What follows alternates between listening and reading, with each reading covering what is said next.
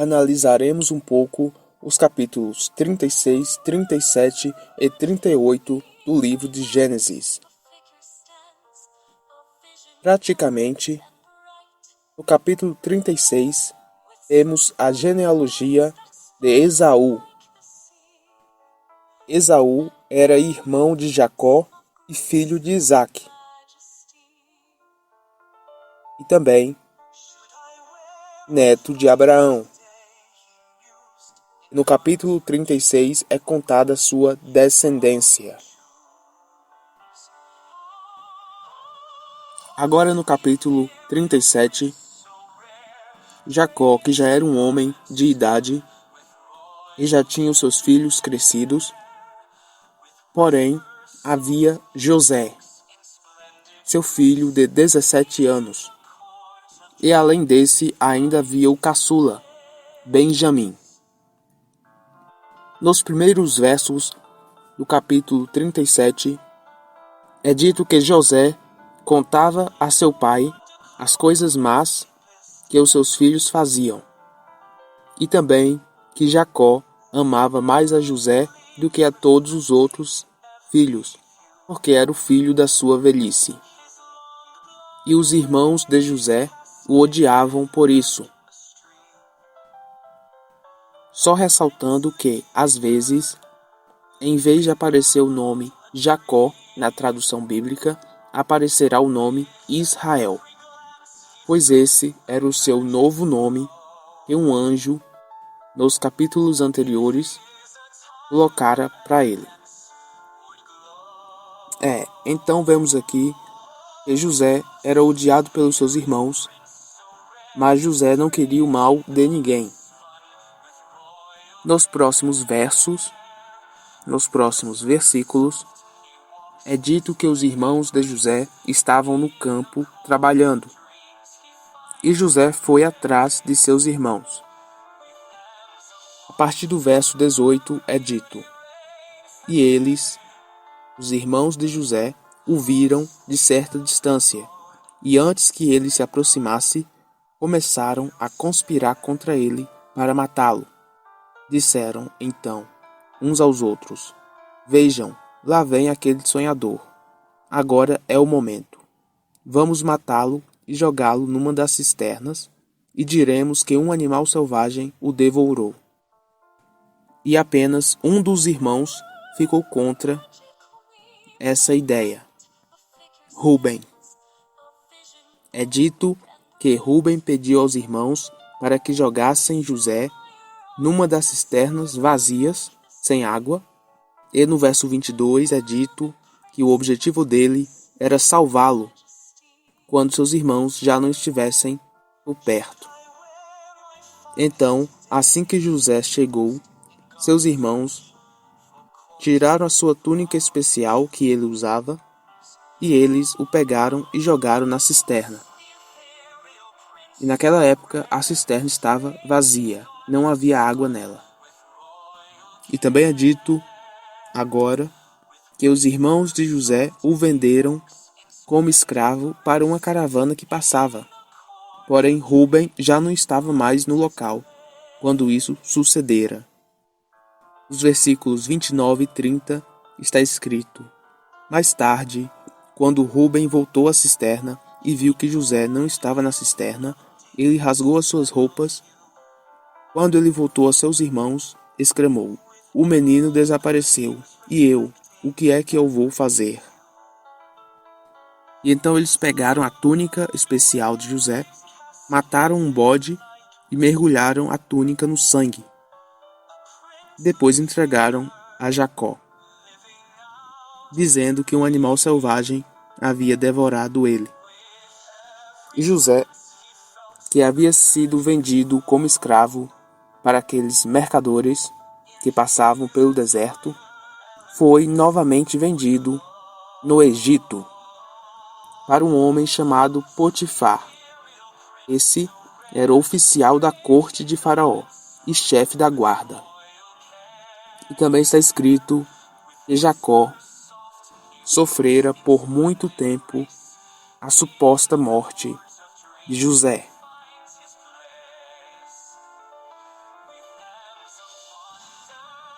No capítulo 38 é contada uma história interessante sobre um dos filhos mais velhos de Jacó, chamado Judá. É dito que por aquela mesma época que aconteceu o fato com José, Judá deixou seus irmãos para morar em um local mais distante. Ele conheceu a sua esposa e se casaram. E Judá teve 3 filhos.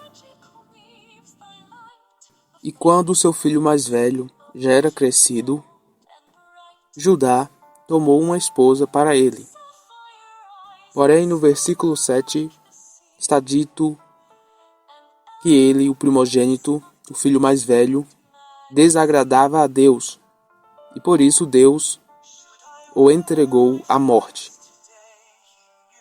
E aqui no verso 8, algo que pode confundir algumas pessoas, já que está escrito que Judá organizaria o casamento do seu filho do meio, em vista que o seu filho mais velho morrera, e o seu filho do meio casaria com a esposa do seu filho mais velho que havia morrido.